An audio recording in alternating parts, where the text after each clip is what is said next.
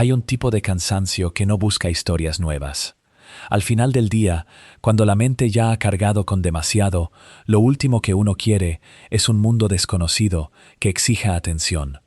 Lo que se busca es algo ya sabido, un lugar cuyos rincones se conocen de memoria, donde nada puede sorprender porque todo ya ocurrió. Gravity Falls funciona así para muchos. En ese estado de duerme vela, cuando los ojos ya pesan y la habitación se ha vuelto tibia y oscura, las voces de Dipper y Mabel llegan como llegan las voces de una familia desde otra habitación, sin que haga falta entender cada palabra para sentirse acompañado. El pueblo sigue ahí, con su bosque y sus secretos, y uno puede dejarse caer dentro de él sabiendo que nada malo le espera en la orilla del sueño. Esta noche el hilo será uno solo, y ese hilo es Mabel Pines. No la trama del misterio ni las criaturas del bosque, sino la niña de los suéteres tejidos, su historia completa contada con calma, desde quién es hasta por qué importa tanto que exista. Vamos a recorrerla despacio, entera, como quien vuelve a un lugar querido sin prisa por llegar. Bienvenido a Cabaña Nocturna. Aquí no hay nada que resolver ni nada que seguir con esfuerzo. Apaga la luz si aún no lo has hecho. Busca la postura en la que tu cuerpo por fin se rinde y deja que la voz haga el resto. No hace falta que llegues al final. El relato estará aquí, sereno, mientras tú te sueltas hacia el sueño, y Mabel, con su alegría enorme y su corazón sin medida, será quien te acompañe hasta que te duermas. Alex Hirsch construyó a Mabel Pines a partir de alguien que conocía mejor que a cualquier personaje inventado. La modeló directamente sobre su hermana gemela real, Ariel Hirsch. No se trató de una inspiración vaga ni de un guiño lejano, sino de un traslado deliberado de una persona viva al centro de una serie animada. Cuando un creador hace eso, cuando toma a alguien de su propia familia y lo convierte en dibujo, algo del original permanece dentro del personaje, aunque el público nunca lo sepa. Durante años, buena parte del público no lo supo. La división entre Dipper y Mabel, esa pareja de gemelos sobre la que descansa toda la serie, Hirsch la describió como autobiográfica. Habló de sí mismo y de Ariel creciendo juntos, y dijo, con esas palabras exactas, que él era más bien analítico y se tomaba demasiado en serio a sí mismo, mientras que ella era algo alocada y disparatada y estaba llena de amor. Piensa en lo que eso significa para la estructura de la serie. Dipper no es solo el protagonista curioso y ansioso, es el retrato del propio Hirsch de niño. Mabel no es solo la hermana entusiasta, es Ariel. Los dos gemelos que resuelven misterios en un pueblo extraño son, en el fondo, un solo par de hermanos reales repartidos en dos cuerpos animados. Hirsch fue franco sobre lo que buscaba con todo esto.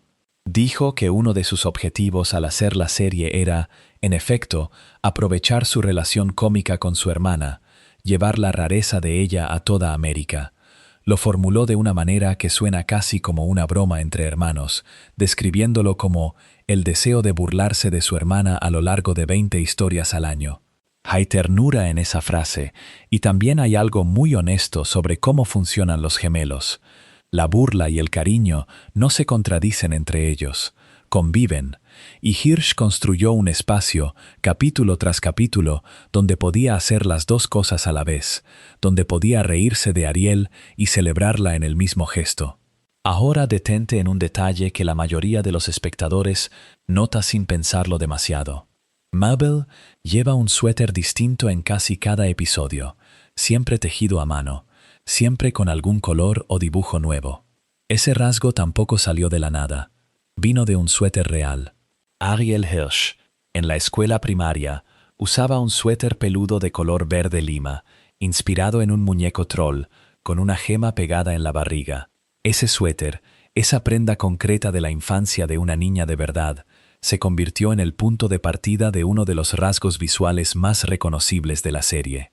Cuando ves a Mabel con su suéter, estás viendo, a través de muchas capas de animación y de años, un recuerdo específico de la niñez de la hermana del creador. Pero Hirsch no se limitó a copiar aquel suéter una vez y dejarlo fijo.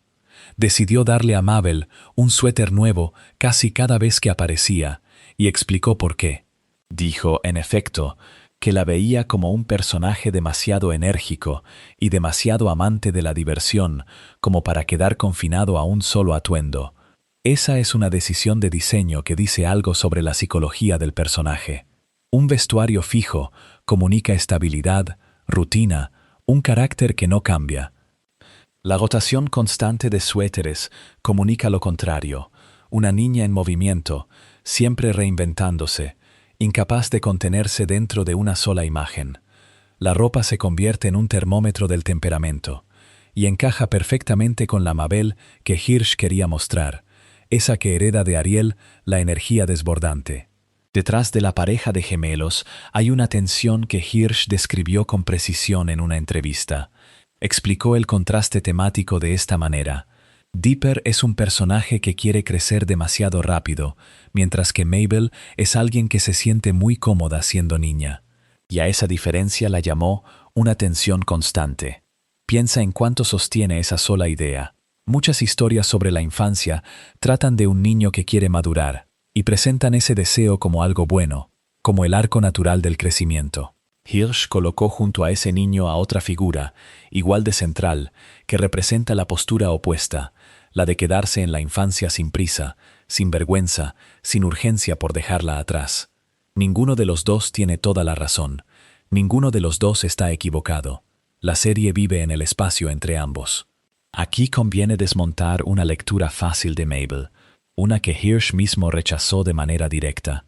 Es tentador ver a un personaje tan alegre, tan ruidoso, tan lleno de bromas, y clasificarlo como simple alivio cómico, como la figura graciosa que existe para aligerar el tono mientras el otro gemelo hace el trabajo serio. Hirsch se opuso a esa idea. Dijo que Mabel no es tonta, sino una amante del espectáculo, alguien que disfruta ser el centro de atención, y que hay una gran diferencia entre esas dos cosas. Añadió que ella se preocupa de verdad por la gente que la rodea. Esa distinción importa más de lo que parece. Ser tonto implica no entender. Ser payaso implica elegir, decidir jugar, decidir hacer reír, mientras se comprende perfectamente lo que ocurre alrededor. Un payaso puede ser la persona más consciente de la habitación. Y una persona que se preocupa por los demás no puede ser un mero recurso de guión. Tiene un interior, tiene una moral, tiene peso. Cuando reúnes todas estas piezas, empiezas a entender por qué Mabel recibió un papel tan central como el de Dipper, en lugar de quedar reducida a la compañera secundaria. No era un personaje de relleno al que se le dio más pantalla por casualidad. Era la mitad de una verdad autobiográfica, la representación de una hermana real a la que el creador quería llevar al mundo entero. Darle menos espacio habría significado traicionar el origen mismo de la serie. Hirsch tomó a Ariel, tomó su rareza, tomó su suéter verde lima y su comodidad de seguir siendo niña, y en lugar de dejarla al margen, la puso justo en el centro, frente a su propio reflejo analizador, y dejó que la tensión entre ambos moviera la historia. Piensa por un momento en cómo empieza una historia cuando todavía no sabe que va a convertirse en un misterio. En el episodio piloto de Gravity Falls, dos gemelos de 12 años llegan al pueblo que da nombre a la serie, un lugar remoto perdido en el estado de Oregon. Dipper y Mabel Pines vienen a pasar sus vacaciones de verano con su tío abuelo, un hombre al que llaman Grunkle Stan, tío Stan, y el trato desde el primer minuto no es exactamente el de unos sobrinos consentidos de visita. Tienen que trabajar. Stan regenta una trampa para turistas llamada La Cabaña del Misterio, y los gemelos pasan a formar parte del engranaje de ese negocio casi antes de deshacer las maletas. Es un comienzo que conviene mirar con calma, porque el show está tomando decisiones muy deliberadas sobre quiénes son estos dos niños, y las está tomando en cuestión de segundos. No hay una larga presentación, no hay un narrador que se detenga a explicarnos sus temperamentos. La serie confía en el gesto, en la reacción, en cómo cada gemelo responde a lo mismo de manera distinta. Fíjate en cómo Dipper describe el lugar.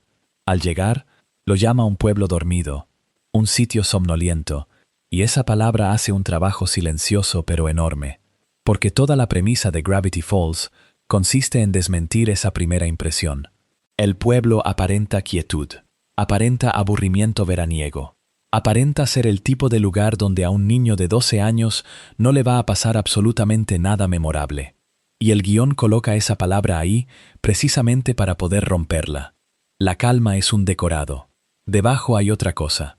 Esa otra cosa entra en escena a través de Dipper y merece la pena subrayar quién hace el hallazgo.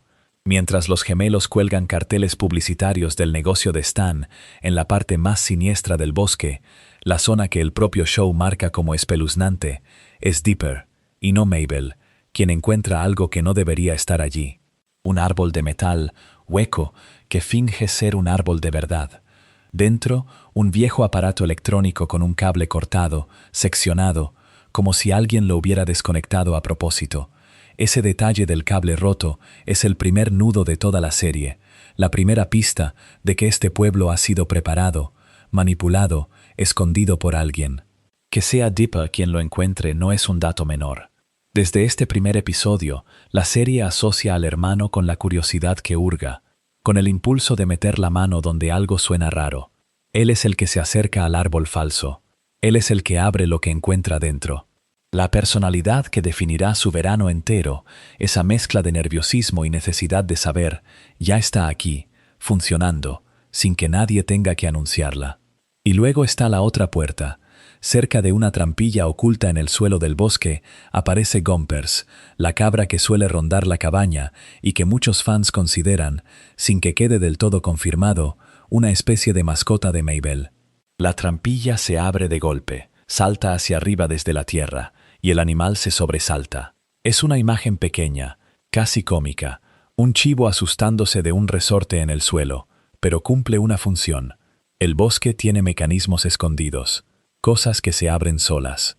Y la presencia de la cabra, esa mascota improbable y entrañable, nos dice algo sobre Mabel sin necesidad de detenerse en ella. Es una niña que llega a un pueblo remoto y sale de allí con un animal de compañía poco convencional, porque su manera de habitar el mundo es adoptarlo, abrazarlo, hacerlo suyo. El piloto refuerza ese retrato de Mabel con otro trazo. En este primer episodio se nos muestra que tiene un novio, un chico llamado Norman, de quien Dipper sospecha que en realidad no está vivo, que es un muerto que camina. Piensa en lo que ese pequeño conflicto establece. Mabel se lanza al romance del verano con un entusiasmo total, sin reservas, decidida a que estas vacaciones sean el escenario de una gran historia de amor. Dipper, en cambio, observa a Norman y ve señales de alarma. Los dos gemelos miran a la misma persona y ven cosas opuestas, y ese contraste es el motor de buena parte de la serie. La confianza abierta de ella frente a la desconfianza analítica de él. El optimismo frente a la sospecha. Ese optimismo de Mabel es, quizá, lo más importante que el piloto instala. Antes incluso de que sepamos qué esconde el pueblo, ya sabemos cómo va a reaccionar ella ante lo que sea que venga. Con energía, con voluntad de disfrutarlo, con esa alegría un poco desbordada que la acompaña, los suéteres, la cabra, el novio, la certeza de que el verano va a ser maravilloso, aunque el bosque esté lleno de árboles falsos y trampillas que saltan solas. La serie no la corrige por ello, la quiere exactamente así. Y aquí conviene salir del episodio por un momento y mirar cómo se construyó esa voz en el mundo real, porque tiene una historia que ilumina el personaje. Mabel está interpretada, en la versión original en inglés, por la comediante Kristen Schaal, desde este mismo piloto. El creador de la serie, Alex Hirsch, ha contado que algunas de las frases de Mabel nacieron de cosas que la propia Schaal decía, que el personaje se fue nutriendo de la comediante real que estaba detrás del micrófono. Es una manera muy poco habitual de escribir una voz. No se le entrega un texto cerrado a la actriz para que lo recite. Se deja que la actriz filtre hacia el personaje, que su humor y su forma de hablar se cuelen en los guiones. Eso explica en parte por qué Mabel suena tan viva, tan poco calculada, desde el primer episodio. Hay una persona real prestándole no solo la voz, sino ciertos giros, ciertas ocurrencias. Y la entrega física de Schaal fue real hasta un punto notable. Se cuenta que la actriz llegó a perder la voz brevemente de tanto gritar durante las sesiones de grabación. Repara en lo que eso supone para un personaje construido sobre el entusiasmo. La energía de Mabel no es un adorno añadido en la mezcla de sonido. Alguien la puso ahí a pulmón, hasta quedarse afónica. Así que, cuando volvemos al piloto con esa información, la llegada de los gemelos a Gravity Falls se lee de otra manera. Todo lo que va a definir la serie está aquí, en miniatura, sin subrayados. Un pueblo que se hace pasar por dormido. Un hermano que encuentra el primer cable cortado. Una hermana que llega con una cabra y un novio y una alegría que ninguna trampilla del bosque va a apagar. Y detrás de esa alegría, una comediante que gritaba hasta perder la voz para que sonara verdadera. El verano apenas empieza, y el show ya nos ha dicho, sin decirlo, quiénes son estos dos. Fíjate en cómo empieza todo, porque el inicio ya contiene la trampa. En el episodio titulado The Hand That Rocks the Mabel, de la primera temporada, no es Mabel quien decide salir con Lil Gideon. Es Dipper quien la convence. Gideon es el niño psíquico, la pequeña celebridad del pueblo, y Dipper sospecha que sus poderes son falsos. Así que la cita nace como una investigación, no como un deseo. Mabel entra en ella no porque sienta algo, sino porque su hermano le pide que averigüe la verdad. Y sin embargo, es Mabel quien terminará cargando con todo el peso de esa decisión que otro tomó por ella. La invitación llega envuelta en el lenguaje del romance de cuento.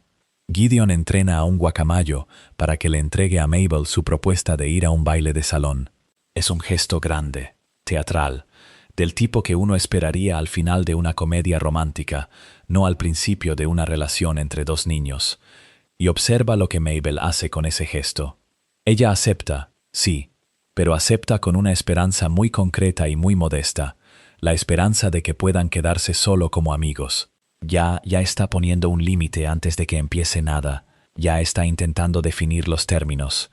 Lo que ocurre después es la historia de cómo esos términos son ignorados por completo.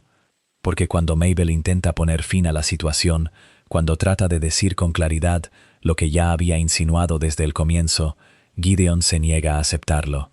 No toma el no por respuesta. Y aquí está el giro que el episodio dibuja con una precisión inquietante para una comedia animada.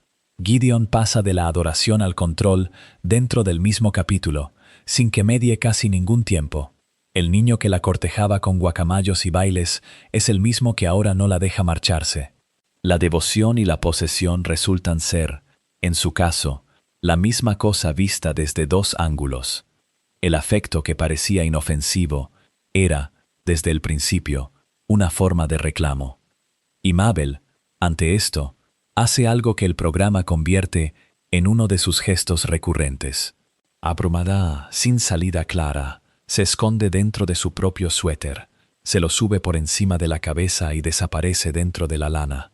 El programa lo llama, con cariño, Sweater Town, el pueblo del suéter, y lo usa como broma en varios momentos de la serie.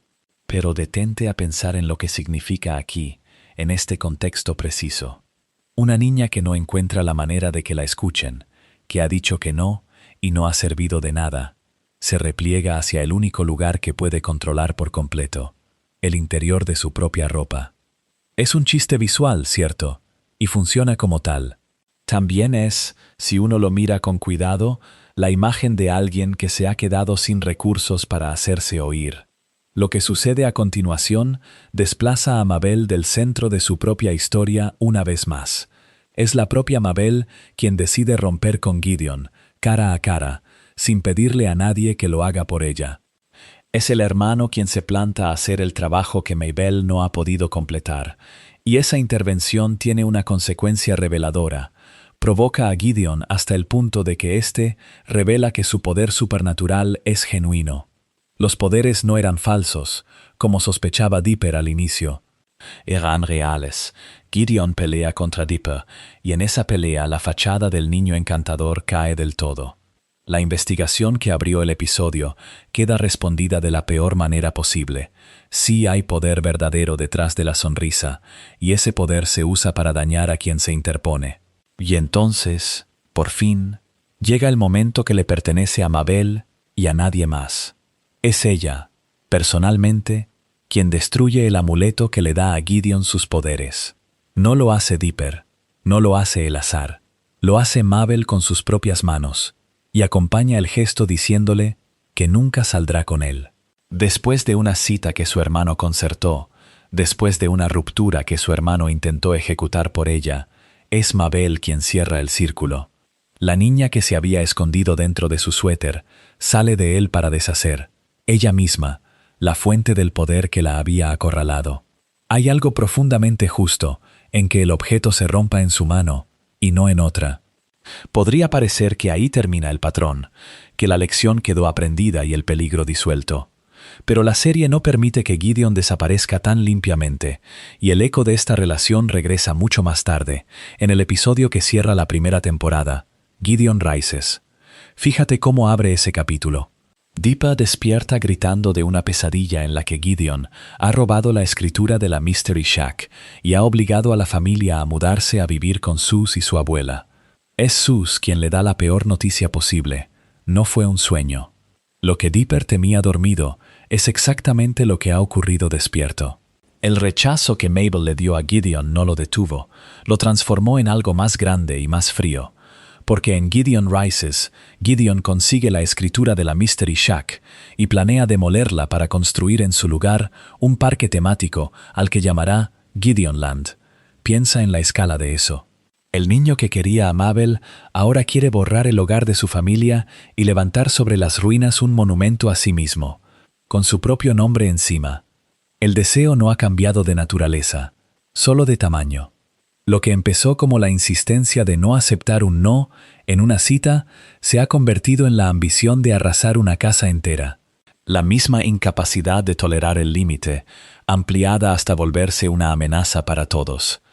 Y esa amenaza parece volverse literal, casi caricaturesca en su violencia.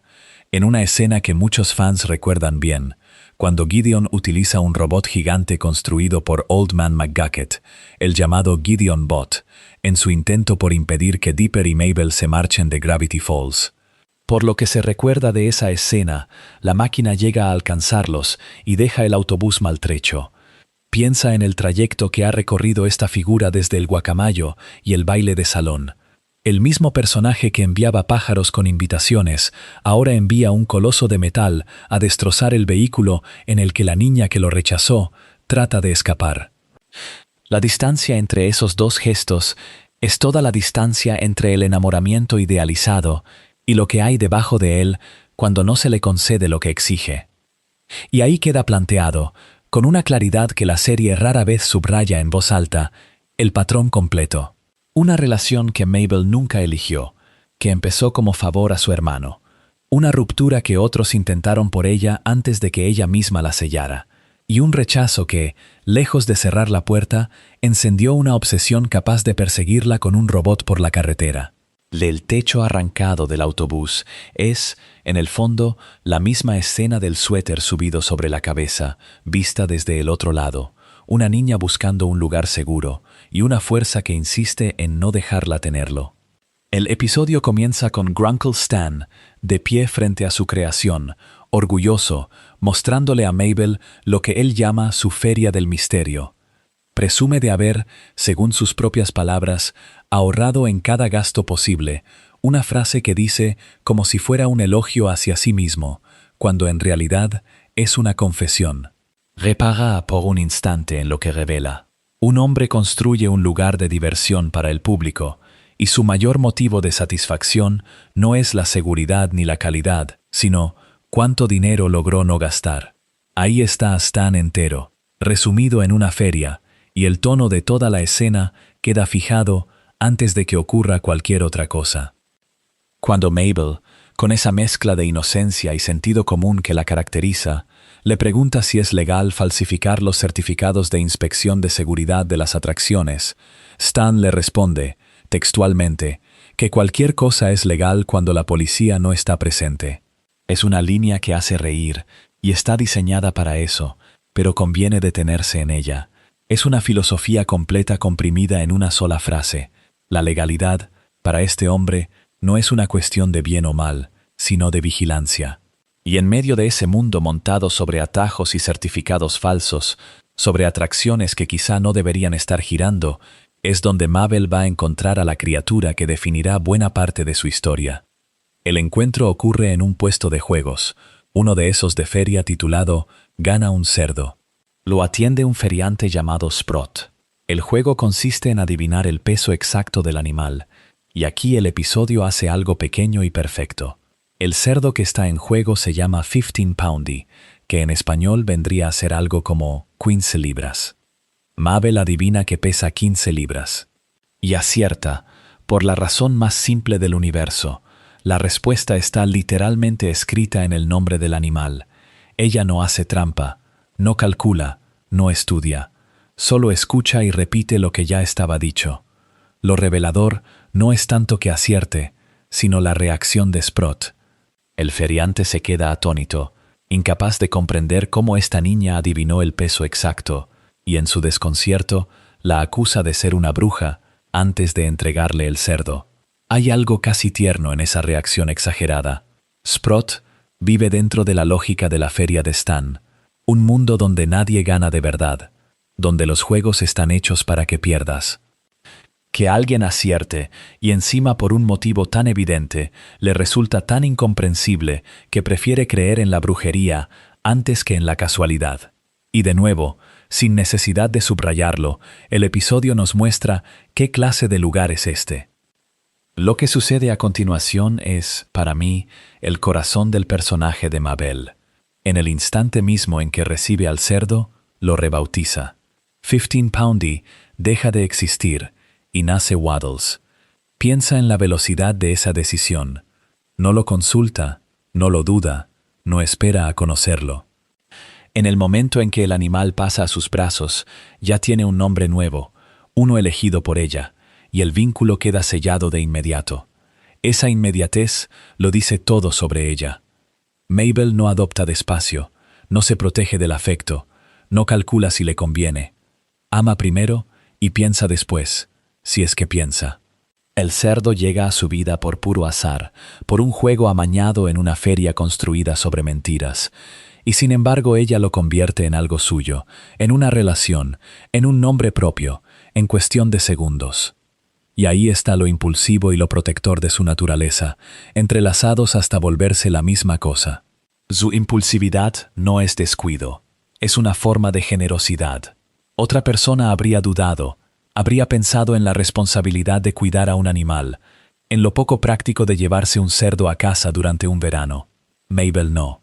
Ella ve una criatura, siente el impulso de quererla y actúa sobre ese impulso sin fricción alguna entre el sentir y el hacer. El nombre Waddles, que evoca ese andar torpe y bamboleante, ya es en sí mismo un acto de cariño, una manera de mirar al animal no por su peso o su utilidad, sino por lo que la hace sonreír de él. En un lugar donde Stan mide el valor de todo en gastos ahorrados, Mabel encuentra algo cuyo valor no tiene precio, y lo reconoce al instante.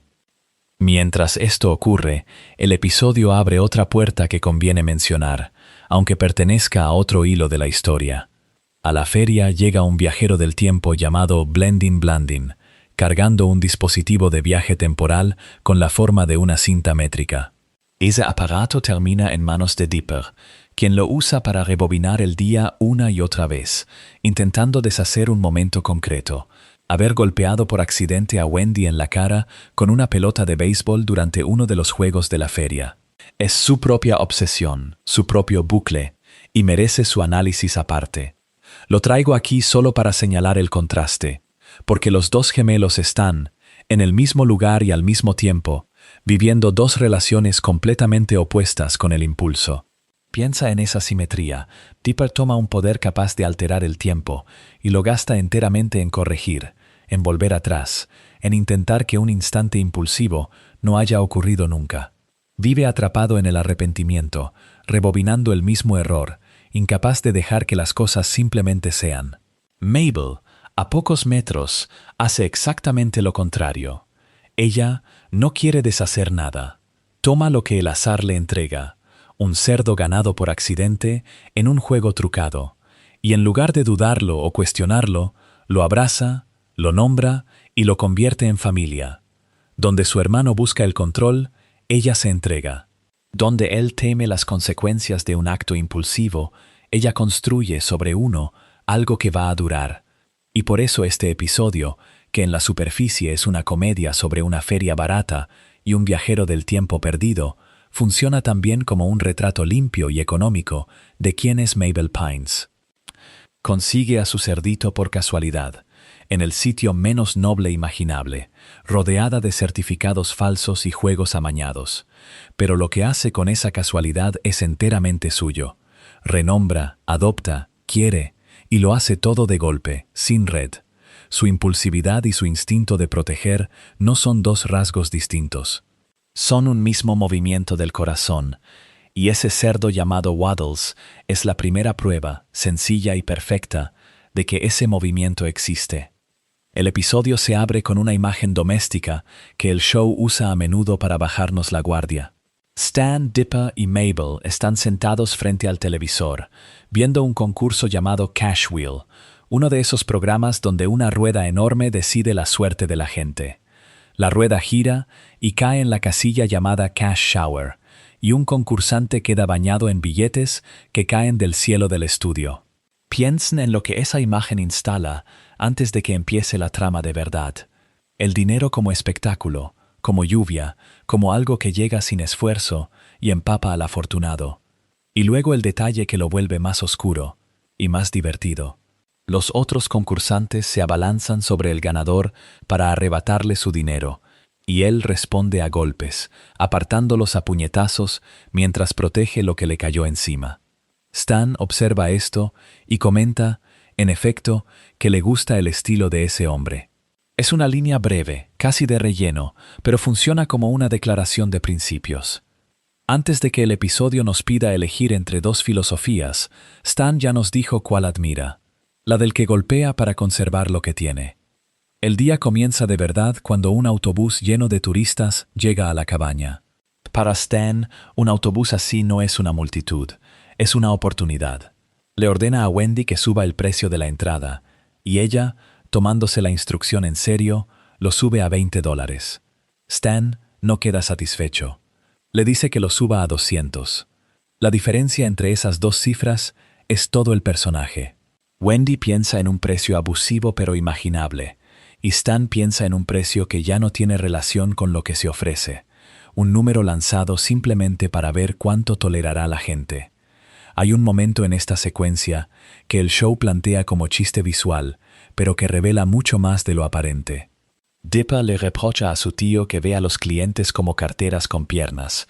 Stan lo niega. Y entonces, mientras mira a los turistas que entran, el episodio nos muestra su punto de vista, y literalmente los vemos convertidos en carteras que caminan. La negación de Stan se derrumba en el mismo instante en que la pronuncia, porque su propia visión lo traiciona. Una de esas carteras humanas incluso vomita monedas sueltas, y Stan, sin perder el ritmo, le ordena a Dipper que limpie el desastre. El sobrino se convierte en el empleado que recoge lo que el negocio ensucia. El tono de la cabaña bajo el mando de Stan se completa con una de sus atracciones. Durante el recorrido guiado, presenta al preteen wolf boy, el niño lobo preadolescente, que no es ninguna criatura sino Dipper disfrazado con un traje de lobo. Vale la pena detenerse en la humillación tranquila de todo esto. El mismo chico que quería que su tío tratara a los clientes con dignidad, termina disfrazado de monstruo barato, sirviendo de carnada para las mismas carteras con piernas que él criticaba. Stan no distingue entre el turista y el sobrino. Ambos son piezas de la máquina que produce dinero. Y aquí entra Mabel, que es el verdadero motivo de este capítulo. En la caja registradora, una clienta se acerca, le dice a Mabel que es mala, y le pregunta el precio de una calcomanía para el parachoques con el logo de la cabaña. Mabel le responde que es gratis y se la entrega.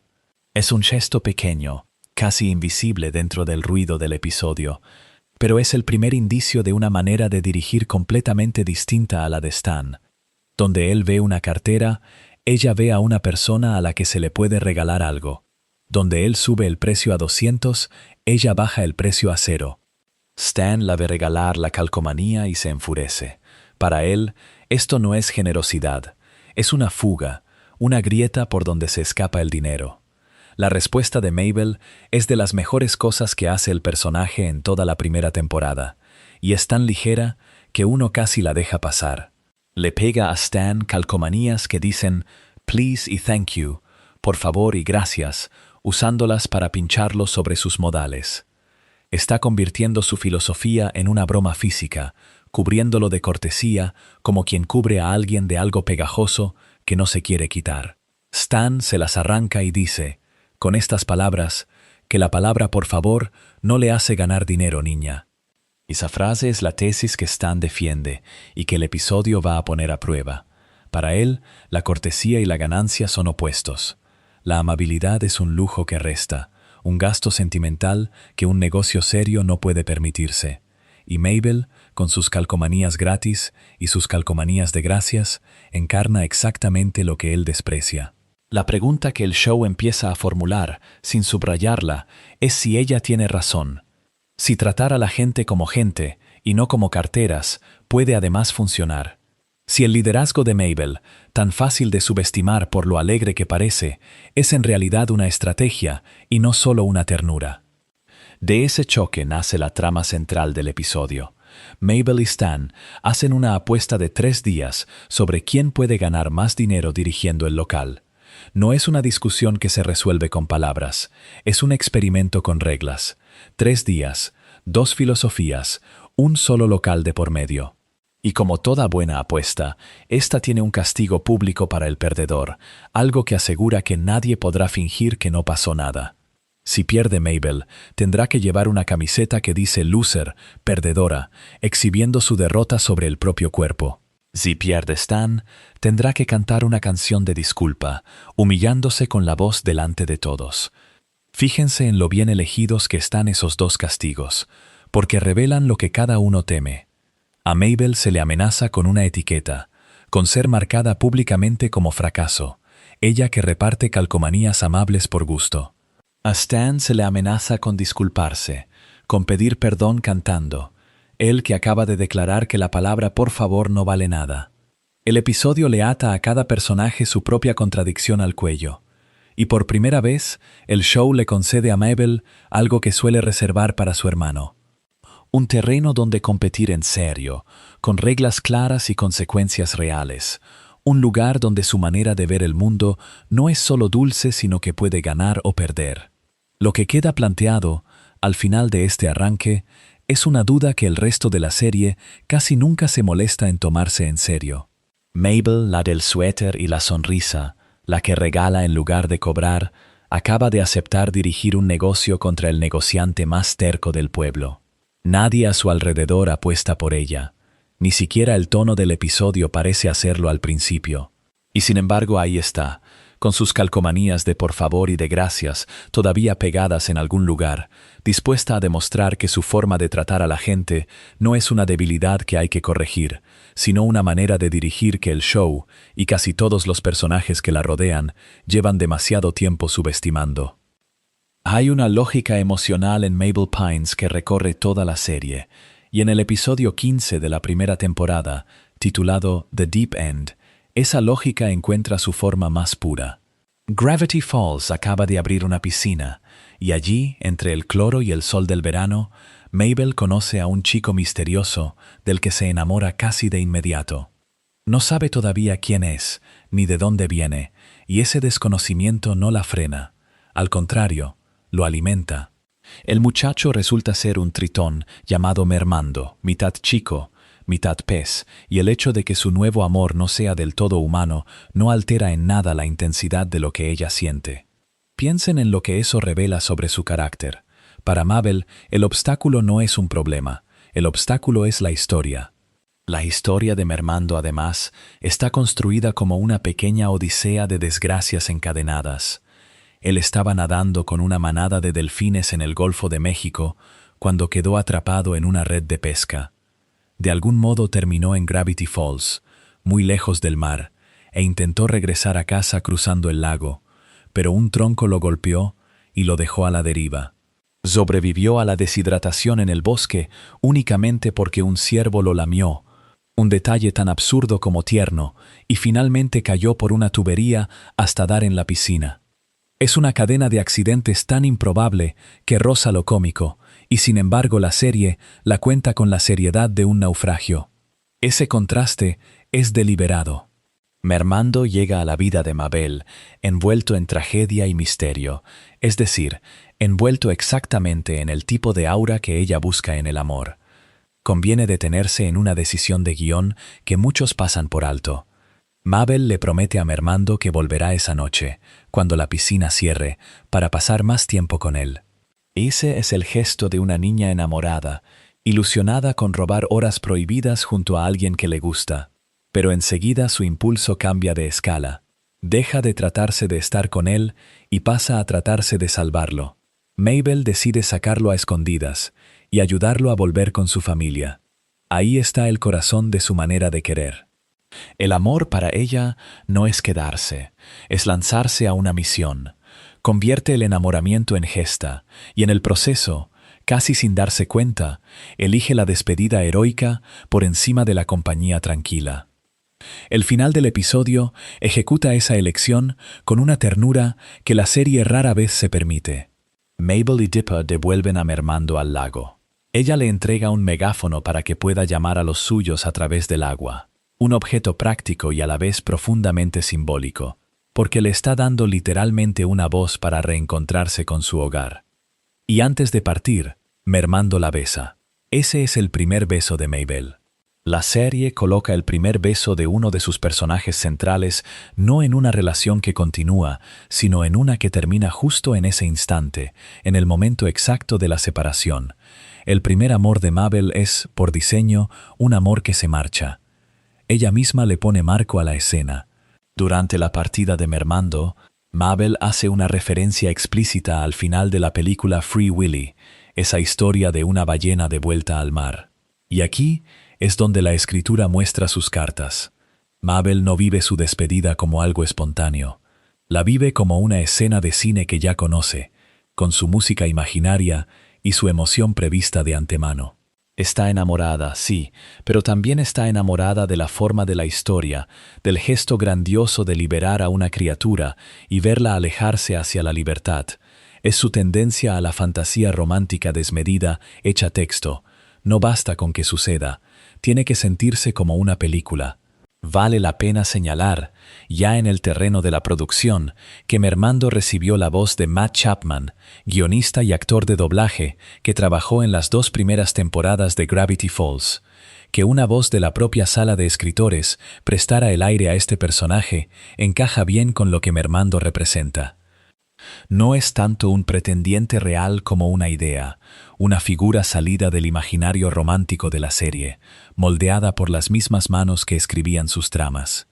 2 episodios más tarde, en el 17 de la primera temporada, titulado Boys Crazy, esa misma inclinación de Mabel encuentra un espejo distinto y algo más incómodo.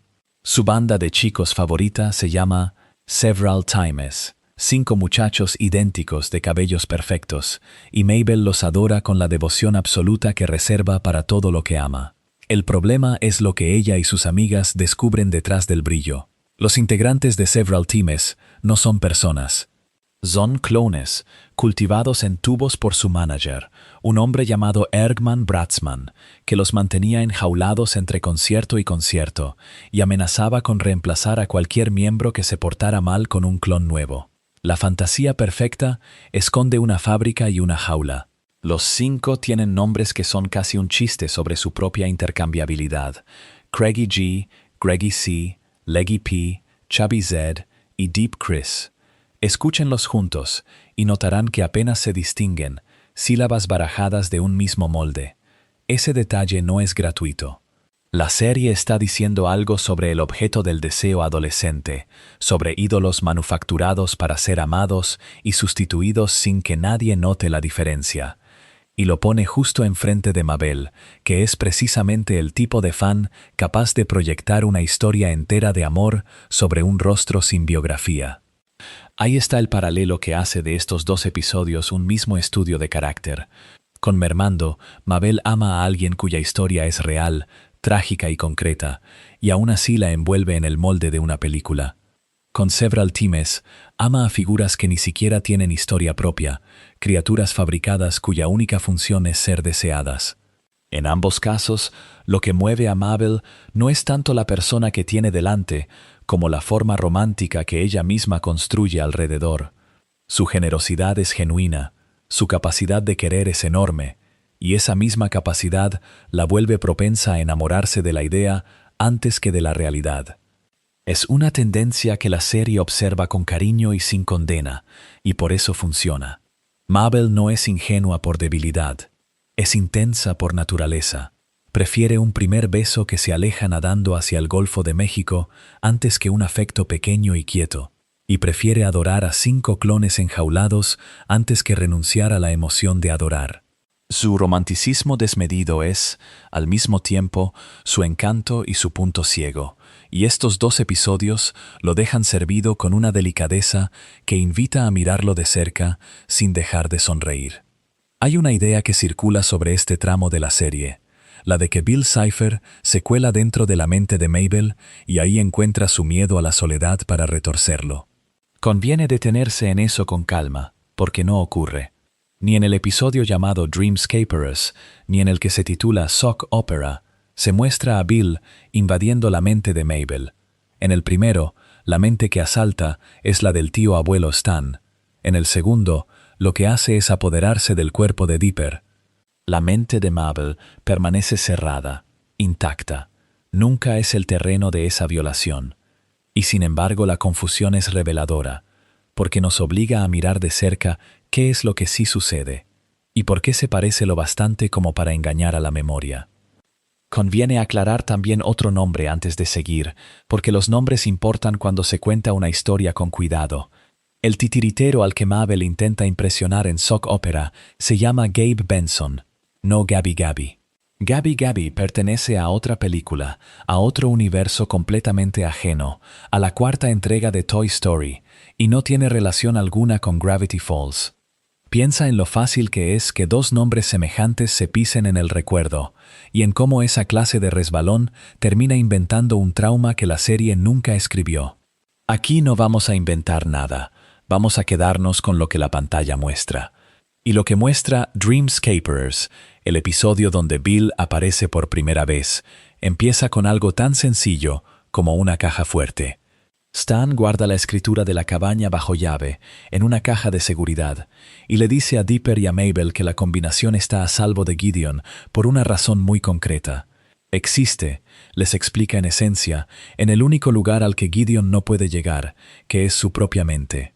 Detonte en esa frase un momento. Un hombre que esconde un secreto en el sitio más privado que posee, el interior de su cabeza, convencido de que ningún enemigo tiene manera de entrar allí. La serie va a demostrarle que se equivoca, y va a hacerlo con una crueldad tranquila. Porque Gideon, después de que Stan lo eche de la casa a escobazos, no se rinde. Consulta el segundo de los diarios, el que lleva el número 2, y en sus páginas se encuentra un ritual. Con ese ritual invoca a un demonio de los sueños, a Bill Cipher, y lo llama el arma más grande del diario. Piénsalo así. El mismo libro que Dipper venera como una guía, como una fuente de protección, contiene también las instrucciones para llamar a la cosa más peligrosa que ese mundo esconde. El conocimiento no distingue entre quién lo usa para defenderse y quién lo usa para invadir. Es la misma tinta, las mismas páginas, y en manos de Gideon, esas páginas se convierten en una puerta. Bill acepta el trato que Gideon le ofrece, y el trato es simple en su forma y turbio en su fondo. Bill entrará en la mente de Stan para robar la combinación de la caja fuerte, y a cambio Gideon deberá ayudarlo más adelante con un favor que queda sin especificar. Fíjate en esa última parte, en ese favor sin nombre y sin fecha, un demonio que negocia dejando una deuda abierta, sin decir qué cobrará ni cuándo. Es un demonio que entiende que el poder no está en lo que pides hoy, sino en lo que dejas pendiente. Gideon acepta sin saber qué firma. Casi nadie que trata con Bill sabe del todo qué firma. Mientras tanto, Dipper lee en el tercero de los diarios una advertencia sobre esta misma criatura. El diario describe a Bill Cipher como algo extremadamente peligroso y ofrece 2 avisos que funcionan casi como un par de mandamientos. El primero, no invocarlo jamás, bajo ninguna circunstancia. El segundo, no dejarlo entrar nunca en la propia mente. 2 reglas, y la ironía es que en este episodio ambas se rompen. Gideon ya ha quebrado la primera al llamarlo, y la segunda está a punto de quebrarse dentro de la cabeza de Stan, con el secreto de la familia como botín. La serie coloca la advertencia y su transgresión casi en la misma respiración, y esa cercanía es parte de lo que la hace inquietante. Los niños no se quedan fuera esperando. Dipper, Mabel y Sauce recitan un encantamiento que los introduce a ellos mismos en el paisaje mental de Stan, en esa geografía interior que la serie llama el Mindscape, con el propósito de detener a Bill antes de que consiga la combinación. Y aquí hay algo hermoso y a la vez perturbador en la idea. 3 personas entrando por voluntad propia en la mente de otra, caminando por sus recuerdos como quien recorre una casa ajena. Lo hacen para protegerlo. Bill lo hace para robarle. La misma acción, atravesar la frontera de una mente, cambia por completo según la intención que la mueve. Dentro de ese paisaje, Bill los recibe con una cortesía extraña, inventando apodos para cada uno en el momento. A Mabel la llama Shooting Star, estrella fugaz. A Dipper, Pine Tree, pino. A Sus, question mark, signo de interrogación. Detente en ese gesto, porque dice mucho de quién es este ser. Bautizar a alguien es una forma de poder, es decidir cómo lo vas a nombrar tú y no cómo se nombra él. Bill no pregunta cómo se llaman, les asigna símbolos, los reduce a figuras, y esos apodos se le quedarán pegados a los niños mucho después de que el episodio termine. Los mira y ya no ve personas, ve piezas. Luego hace algo que roza casi lo íntimo. De los propios pensamientos de Mabel, Bill extrae a 2 personajes, Sylar y Crace, 2 galanes de ficción con los que ella había estado fantaseando. Los saca de su cabeza y los deja sueltos en el paisaje, y esos 2 siguen al grupo durante el resto del episodio. Aquí es donde la confusión del principio cobra su sentido más claro. Bill sí toca la mente de Mabel en cierto modo, pero no la invade ni la asalta. Extrae de ella una fantasía inofensiva, algo ligero, casi un chiste visual, 2 figuras de ensueño adolescente convertidas en acompañantes. No es explotación de un miedo, es un demonio hurgando en la imaginación de una niña y sacando lo primero brillante que encuentra. La distancia entre esas 2 cosas, entre invadir un temor y robar una fantasía, es toda la distancia que separa el rumor de lo que de verdad ocurre. El nudo llega cuando Mabel localiza el recuerdo que contiene la combinación de la caja fuerte. En ese instante Bill deja caer la máscara, revela sus verdaderas intenciones, le arrebata a ella el dato que acaba de encontrar y huye a través del paisaje mental de Stan con el secreto en su poder. Piensa en la posición de Mabel en esa escena. Es ella quien encuentra la memoria, ella quien hace el trabajo, y es de sus manos de donde Bill lo toma.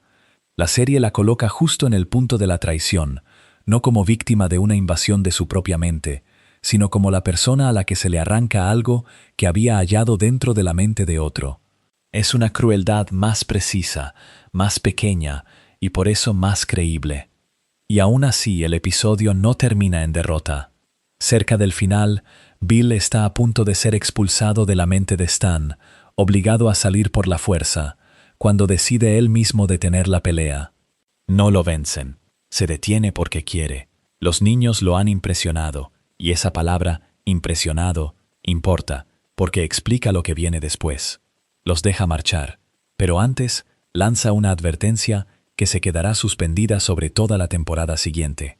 Les dice, en esencia, que una oscuridad misteriosa un día lo cambiará todo aquello que aman, y que él estará observándolos. Piensa en el peso de una amenaza que no se cumple ahora. Bill no ataca a los niños, los suelta casi con generosidad y a cambio les deja una promesa de daño futuro y la sensación de ser vigilados. Es la forma más paciente de sembrar el miedo, porque no depende de un golpe inmediato sino de la espera, de saberse observado sin saber cuándo llegará la cuenta. La deuda sin nombre que le dejó a Gideon y la oscuridad sin fecha que le anuncia a los niños son la misma estrategia repetida. Bill no cobra hoy, Bill deja abierto. Y por eso, cuando alguien recuerda todo esto y lo resume diciendo que Bill invadió la mente de Mabel para explotar su soledad, lo que hace en realidad es fundir varias cosas verdaderas en una sola falsa. Es la mente de Stan la que se abre. Es el cuerpo de Dipper el que se ocupa en el otro episodio. Es una fantasía de Mabel, y no un miedo suyo, lo que Bill saca a la luz. La historia real es más fría y más ordenada que el rumor, y también más digna de que la contemos tal como es, con cada mente en su lugar y cada nombre correcto, mientras Bill se retira al fondo del paisaje, prometiendo que volverá cuando menos se lo esperen. La noche llega primero, como suele ocurrir en esta serie cuando algo importante está a punto de moverse por debajo de la superficie. Dipper y Mabel duermen en el ático de la cabaña, y en su antiguo cuarto Ford también duerme, y comienza a soñar. Piensa en lo que significa que el episodio decida abrirse así, no con acción, sino con descanso, no con una amenaza declarada, sino con el terreno frágil del sueño. Es en ese terreno donde la serie ha decidido plantar el conflicto de este capítulo, y no es casualidad que lo haga con el personaje que más ha perdido a manos de sus propios ideales. Dentro del sueño, Ford se encuentra de pie en un campo de trigo. Hay un columpio, y al fondo, casi como reliquias de una vida que no llegó a suceder, se ven los restos del Stan O'War arruinado y del portal interdimensional también en ruinas. La imagen es tranquila y a la vez cargada, porque cada objeto de ese paisaje pertenece a una promesa rota. Y entonces el trigo se aplana, se dobla sobre sí mismo y toma la forma de Bill Cipher. La calma del sueño no se quiebra de golpe, se pliega, lentamente, hasta convertirse en la figura del demonio que ha perseguido a Ford durante décadas. El Bill del sueño le habla y le dice, en efecto, que ha estado haciendo tratos y preparándose para lo que llama el gran día. Conjura entonces una imagen de la grieta interdimensional, el desgarro en la realidad que Ford ha estado guardando, y le advierte que no podrá mantenerla a salvo para siempre. Considera lo que esa advertencia significa dentro de un sueño. Bill no está actuando en el mundo real, está sembrando una idea, una duda, un miedo, en el único lugar donde todavía puede alcanzar a Ford. Y sin embargo la amenaza se siente concreta, porque toca precisamente lo que Ford más teme perder. Lo que sigue es un gesto de destrucción casi ceremonial. Bill arroja la grieta al suelo, y con ese movimiento abre un portal triangular y rojo en el cielo, mientras el campo de trigo comienza a arder. Ford le responde que Bill no tiene dominio en el mundo real, una afirmación que suena tanto a defensa como a súplica. Y Bill, antes de marcharse por el portal, deja dos palabras: las cosas cambian. Esa frase es el centro emocional de todo lo que vendrá después, aunque en el sueño parezca solo una despedida. Las cosas cambian, el trigo arde, la calma se ha ido. A la mañana siguiente, Ford convoca una reunión familiar. Dipper y Mabel acuden. Stan, en cambio, la ignora por completo para seguir con un esquema de tráfico de pugs, y ese contraste encierra más de lo aparente. Mientras uno de los gemelos Pines carga con el peso cósmico de un demonio que crece en poder, el otro sigue enredado en una estafa menor y absurda, como si el mundo no estuviera a punto de cambiar.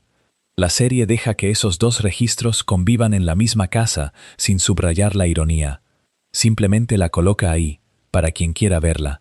Ford les explica a los gemelos que Bill Cipher está creciendo en poder y que proteger la cabaña de él exige ingredientes mágicos. Entre esos ingredientes está el pelo de unicornio. Aquí, el capítulo juega de forma interesante con su propia mitología. Toma una amenaza abstracta, un demonio que se prepara para un gran día, y la traduce en una tarea concreta, casi de cuento de hadas. Para defenderse de lo interdimensional hace falta algo tan clásico, tan infantil en apariencia, como el pelo de una criatura de fantasía. Y es esa traducción la que abre la puerta al verdadero tema del capítulo. Usando el diario número 1, Ford explica que los unicornios viven en un claro encantado y que su pelo solo puede ser tomado por alguien puro de corazón. Detente un momento en esa condición. No basta con encontrar al unicornio. No basta con la fuerza ni con la astucia. La prueba es interior, es una cualidad del alma, y por eso la misión se convierte de inmediato en algo más que una búsqueda de un ingrediente. Es una prueba sobre quién es lo bastante bueno, lo bastante limpio, para merecer lo que la criatura guarda. Yumabel se ofrece, dice que ama a los unicornios y que probablemente sea la más pura de corazón en la habitación. Lo dice con la seguridad natural de quien nunca ha tenido motivos para dudarlo. Nadie objeta. Ford la envía con una ballesta y con ese mismo diario, y con eso la misión queda sellada. Piensa en lo que la serie está preparando en este instante, con cuánta delicadeza. Envía a la creyente. Envía a la niña que ama a los unicornios sin ironía, que asume su propia pureza como un hecho evidente, hacia el encuentro con aquello que ha idealizado toda su vida. La trampa emocional no está tendida por ningún villano.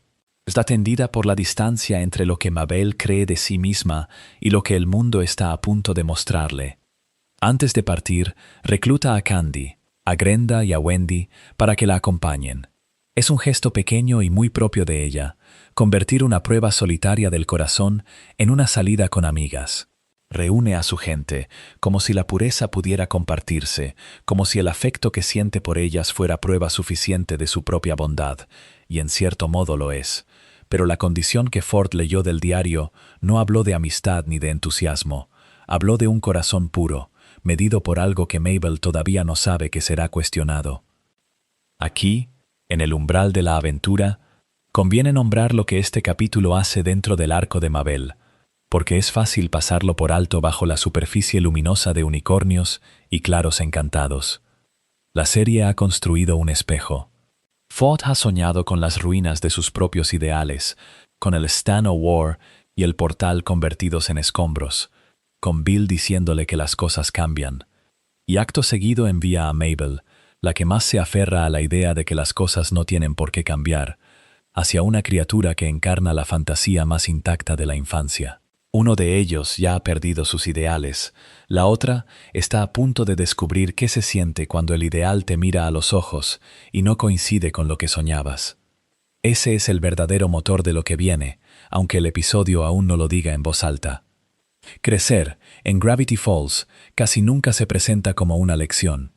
Se presenta como una decepción concreta, un momento en que algo que amabas resulta no ser lo que creías. Mabel parte hacia el claro encantado, convencida de su propia pureza, rodeada de amigas, armada con una ballesta y con un diario que promete respuestas claras. Va en busca de una defensa contra un demonio.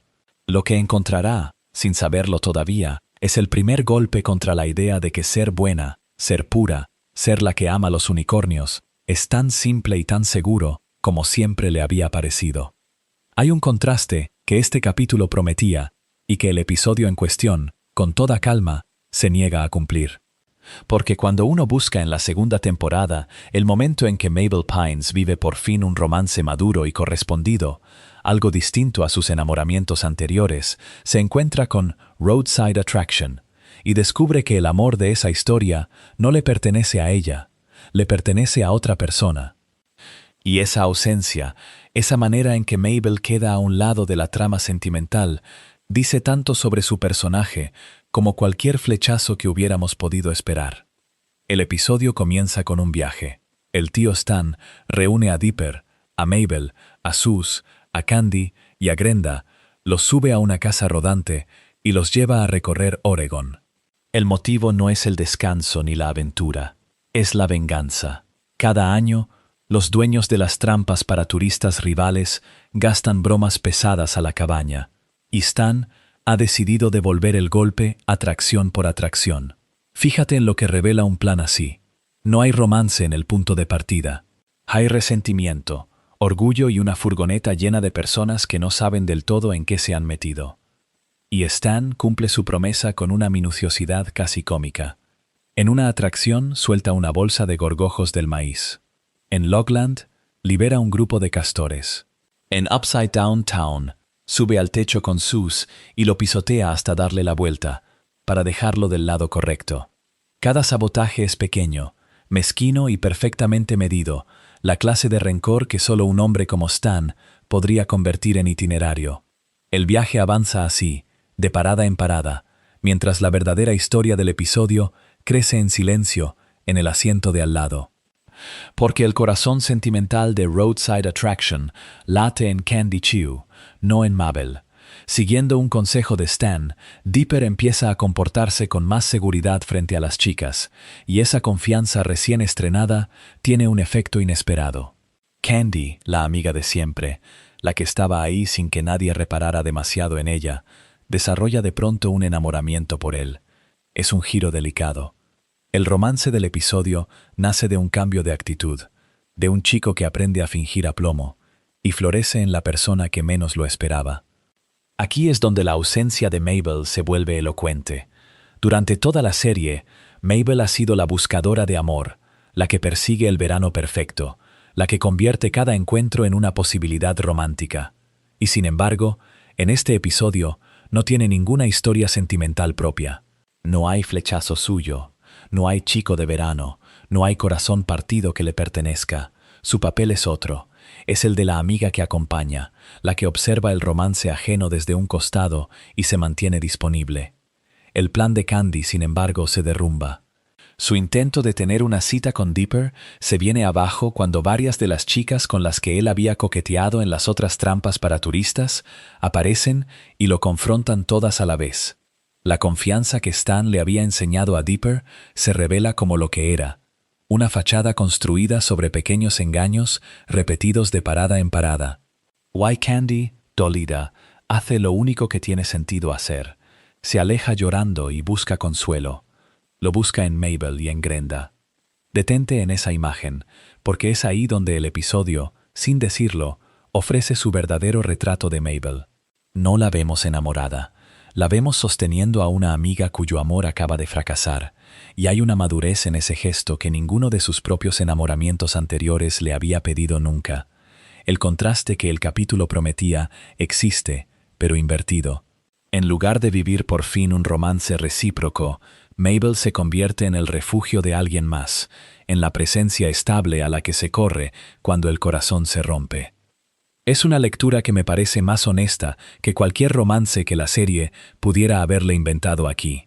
La Mabel de las primeras temporadas habría querido estar en el centro de esa historia, ser la protagonista del flechazo.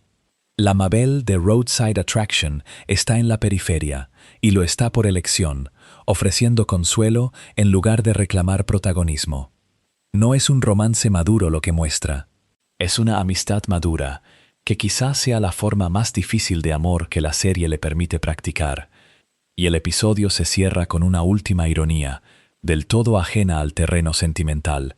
La tripulación regresa a la cabaña y la encuentra vandalizada.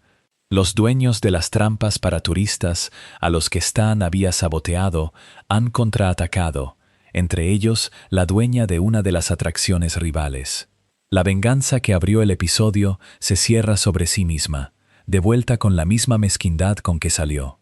Stan quería castigar a sus rivales y termina contemplando los restos de su propio hogar. El viaje que buscaba desquite regresa sin haber ganado nada, mientras la única historia de corazón del episodio, la de Candy, termina descansando en los brazos de las amigas que la esperaban. Hay una fecha que este episodio coloca a una semana de distancia, y esa fecha lo carga todo. El cumpleaños número 13 de Dipper y Mabel cae el 31 de agosto, el último día del verano. Mira lo que significa esa coincidencia. No es solo un cumpleaños. Es el borde exacto donde una estación termina, donde una edad se cierra, donde el tiempo que los gemelos han pasado juntos en Gravity Falls se agota. La serie ha decidido que crecer y perder el verano ocurran el mismo día, y a partir de ese detalle construye todo lo demás. El episodio no comienza con miedo. Comienza con un juego. Mabel despierta a Dipper en el ático de la cabaña, interpretando un número que ella llama el señor cabeza abajo, con ojos de plástico pegados en la barbilla, de modo que su mentón se convierte en una cara al revés. Es tierno y es tonto, y Dipper le recuerda que no hacía ese chiste desde tercer grado. Ese comentario, tan pequeño, es la primera grieta del capítulo, porque Mabel está repitiendo algo de la infancia, algo que dejó atrás hace años, y lo está sacando de nuevo justo ahora. La niña que juega al señor cabeza abajo es una niña que se aferra, solo que todavía no lo sabemos, y quizá ella tampoco. Mientras tanto, del otro lado de la casa, Dipper recibe una oferta que lo cambia todo. Después de ayudar al tío abuelo Ford durante un encuentro peligroso, Ford le propone convertirlo en su aprendiz y que se quede a vivir en Gravity Falls de forma permanente. Detente a pensar en la escala de eso. No es una invitación a pasar otro verano. Es la posibilidad de una vida entera, un futuro, un lugar donde Dipper por fin sería tomado en serio por alguien que valora exactamente las cosas que a él le importan. Para un chico que ha pasado toda la temporada buscando pertenecer a algo más grande, es la puerta que siempre quiso que se abriera. Y se abre en el peor momento posible para su hermana. Porque Mabel lo escucha. Alcanza la conversación entre Dipper y Ford a través de un walkie-talkie, esa vieja línea de juego entre hermanos, convertida de pronto en el canal por el que llega la peor noticia. Cuando confronta a Dipper, lo primero que sale de ella es incredulidad pura. Le dice, con algo muy parecido a estas palabras, que si de verdad va a ser aprendiz de Ford. La pregunta no busca información, busca que alguien le diga que no es verdad, que lo que acaba de oír no está pasando, que su hermano no está a punto de elegir quedarse en el mismo instante en que ella siente que el suelo se abre bajo sus pies. Y entonces Mabel dice lo que de verdad la duele, y conviene escucharlo despacio, porque es el corazón emocional de toda la temporada. Le dice a Dipper que para ella es una oportunidad horrible, que ha tenido el peor día de su vida, que cuando cumplan 13 el verano se acaba, y ella tiene que dejarlo todo atrás. Y añade la frase que lo vuelve insoportable. Le dice que él era la única persona con la que podía contar, y que ahora él también la está dejando. Fíjate en el orden de sus miedos. Primero está el cambio de escuela, la mudanza, la vida entera que se le viene encima al terminar el verano. Ese es el fondo del pozo. Pero encima de ese miedo enorme se apoya otro más íntimo, que es perder a su hermano justo cuando más lo necesita. Mabel no teme al futuro en abstracto, teme enfrentarlo sola. Ese es un matiz que a veces se pierde cuando se habla de este episodio como el instante en que Mabel se equivoca. Antes de cualquier error, hay un dolor perfectamente comprensible. Ella está a punto de mudarse de escuela, de dejar todo lo conocido, y la única constante de su vida, el gemelo que ha estado a su lado desde antes de tener memoria, le anuncia que se queda. La ansiedad de Mabel no es capricho. Es la reacción de alguien que ve desaparecer, a la vez, el lugar y la persona que la sostenían. La respuesta de Dipper es honesta y por eso es dura. Cuando Mabel dice que desearía que el verano pudiera durar para siempre, él le contesta que no puede, Mabel. Le dice que las cosas no van a quedarse congeladas así, que es parte de crecer. Y tiene razón. Esa es la crueldad tranquila del momento. Dipper no está siendo egoísta ni frío. Está diciendo la verdad más básica sobre el tiempo, que no se detiene, que nada permanece intacto, que madurar consiste precisamente en aceptar que las estaciones terminan. Pero decirle la verdad a alguien que se está ahogando no siempre lo salva. A veces solo lo hunde más rápido. Mabel no necesitaba una lección sobre crecer. Necesitaba que su hermano no la dejara. Y esas dos cosas, en ese instante, no pueden coexistir. Así que Mabel huye llorando. Y aquí ocurre algo que solo se aprecia del todo mirando hacia atrás. En su prisa, entre las lágrimas, toma la mochila equivocada.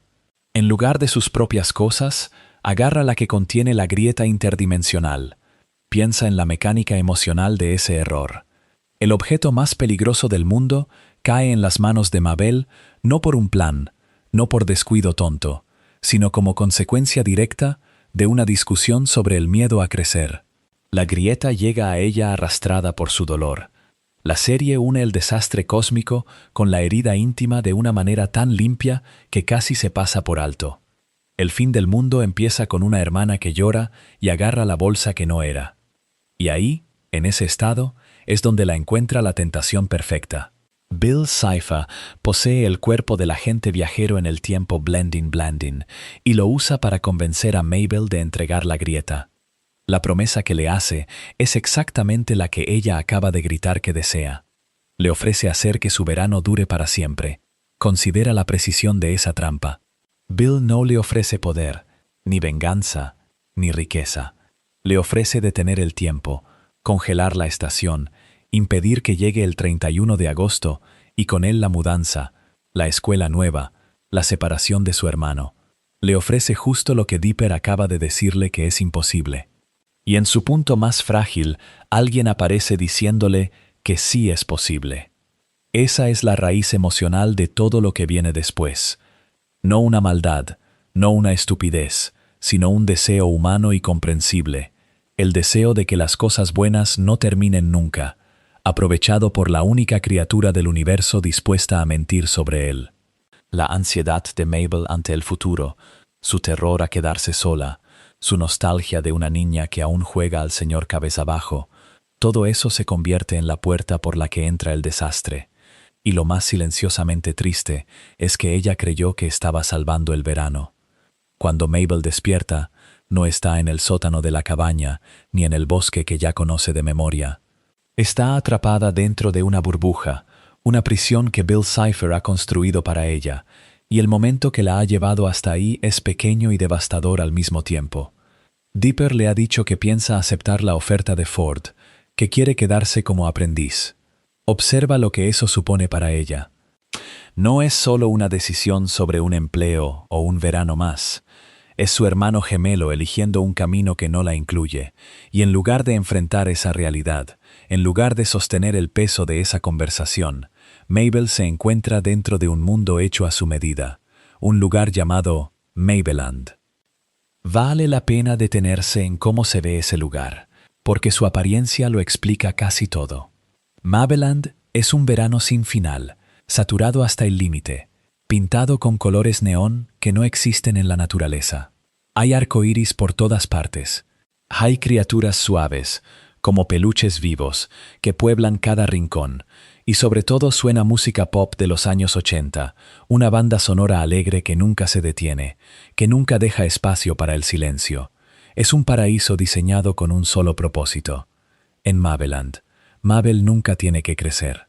El tiempo no avanza porque el verano no termina, y si el verano no termina, entonces su hermano nunca se va. Ahora piensa en la única regla que gobierna este mundo, porque una sola regla revela mucho.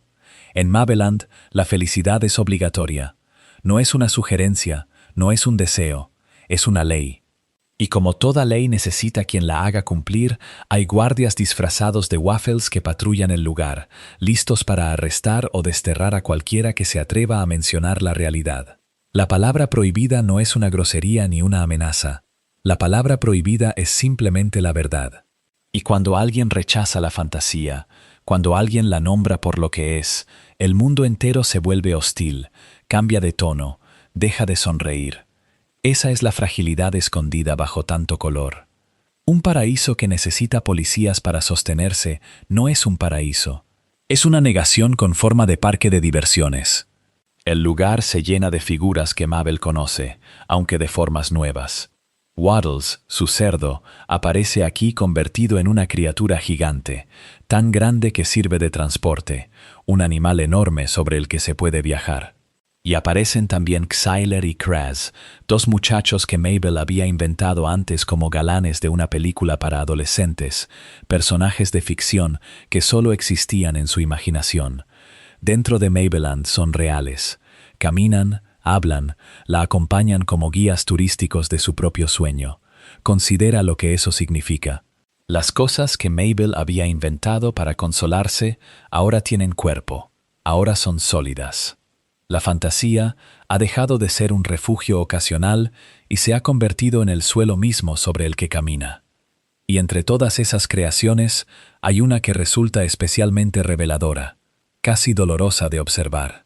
Mabel ha construido a Dippy Fresh, un duplicado de Dipper con el estilo alegre de los años 80, una versión más animada y más complaciente de su hermano. Es un Dipper de repuesto, un Dipper que nunca discute, que nunca elige otro camino, que nunca dice que quiere quedarse con Ford. Piensa en la tristeza que hay detrás de esa invención. Frente a la posibilidad de perder al hermano real, con sus deseos propios y sus decisiones incómodas, Mabel ha fabricado una copia que siempre estará de acuerdo con ella. Es más fácil querer a alguien que nunca te contradice. también es mucho más solitario, aunque el mundo neón haga todo lo posible por ocultarlo. Mabeland sigue poblándose de rostros conocidos. La banda de chicos Several Tmez, que ya habíamos visto antes en la serie, reaparece aquí como habitantes de este mundo, otra pieza del pasado feliz de Mabel, traída de vuelta y fijada en su lugar. Todo lo que alguna vez le dio alegría está presente. Nada que le haya causado dolor tiene permiso de entrar. Y ahí está, precisamente, el problema de un lugar así. Un mundo construido para excluir todo lo difícil termina excluyendo también todo lo que crece, porque crecer es, en buena medida, aprender a cargar con lo difícil. La verdadera prueba llega cuando el mundo exterior insiste en entrar. Dipper cruza hacia Mabeland, y con él llegan Sous y Wendy, decididos a rescatar a Mabel de su propia fantasía. Pero recuerda cuál es la única regla. Mencionar la realidad está prohibido, y ellos vienen justamente a hablar de la realidad, a recordarle a Mabel lo que ha dejado afuera. Por eso son capturados. Los someten a un juicio y los encierran, no por hacer daño, no por robar, sino por romper la única ley del lugar. Su crimen es haber nombrado la verdad en un mundo cuya existencia depende de que nadie la nombre. Detente un momento en la ironía de esa escena, porque es el corazón silencioso de este capítulo. Las personas que más quieren a Mabel se convierten en criminales precisamente porque la quieren de verdad. El amor real, el que insiste en la verdad aunque la verdad incomode, es incompatible con la felicidad obligatoria. En Mabeland solo puede quedarse quien acepte fingir. Quien se atreva a decir que el verano tiene que terminar, que Dipper puede irse, que crecer es inevitable, es tratado como un enemigo del Estado. Y así el refugio que Mabel construyó para protegerse termina encarcelando a las mismas personas de las que no querría separarse jamás. Es fácil juzgar a Mabel desde afuera, verla como caprichosa o infantil por preferir un mundo falso. Yo creo que sería un error mirarlo así.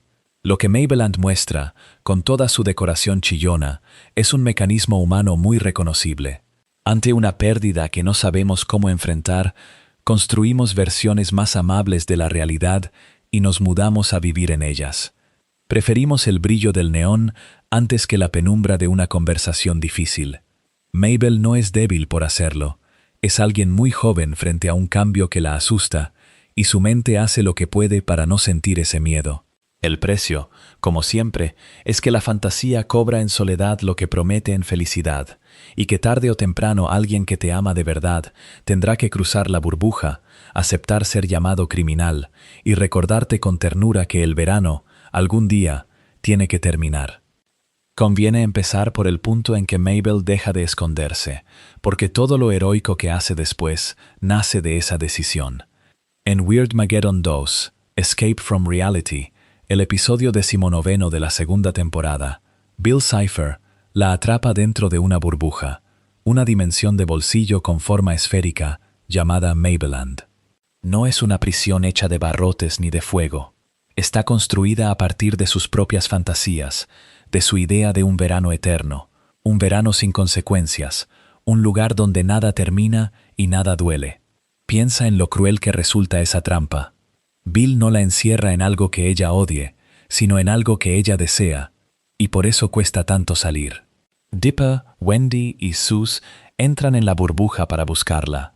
Lo que sigue tiene la forma de un juicio, una secuencia de sala de tribunal donde Dipper confronta a su hermana y sostiene, en esencia, que ella se está escondiendo de la realidad porque no quiere crecer.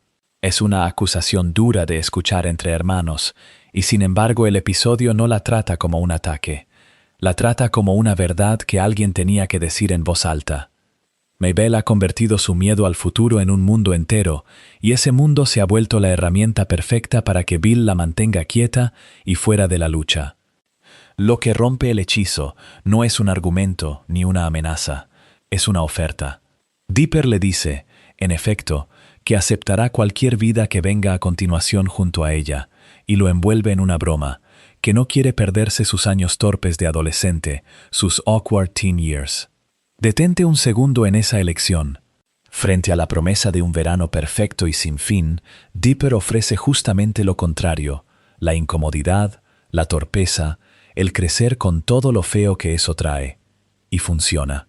Esa aceptación del futuro imperfecto quiebra el control de Bill sobre la burbuja y permite que los gemelos escapen juntos. El episodio se emitió por primera vez el 23 de noviembre de 2015 en Disney XD, y con él Mabel queda lista, por fin, para el final. Ese final llega en Weirdmageddon 3, Take Back the Falls, el episodio que cierra la serie. Se estrenó el 15 de febrero de 2016 en Disney XD y unos días más tarde, el 19 de febrero, en Disney Channel.